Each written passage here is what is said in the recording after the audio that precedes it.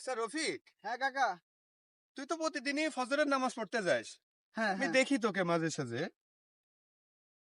আচ্ছা, ফজরের নামাজ কয় রাকাত কাকা? ফজরের নামাজ আজকেও তো পড়লাম, সব মিলে মনে হয় 7-8 রাকাত হবে। এ কি, এ বলে কি? কে কেন তুই কাকা? জানিস না কয় রাকাত? না না না, হাই আমি হাই তো। রফিক, এ নামাজ তো পড়িস, নামাজের গুরুত্ব গুলো তো রাখতে হবে বাবা।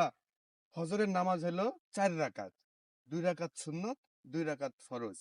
আসলে এগুলা জেনে বুঝে যদি আমরা নামাজ না পড়ি তাহলে তো নামাজটা সুষ্ঠু হবে না বাবা। হবে কি নামাজ সুষ্ঠু? না না না না, না, হবে নামাজ না। পড়তে হলে অবশ্যই নামাজের নিয়ম কানুন, নামাজ কত রাকাত, কোন রাকাতের কি ফজিলত, সেগুলো অবশ্যই আমাদের জেনে নামাজ পড়তে হবে। কোন আমি ওয়াক্তের কত রাকাত নামাজ, এগুলো অবশ্যই জেনে বুঝে আমাদের নামাজ পড়া উচিত।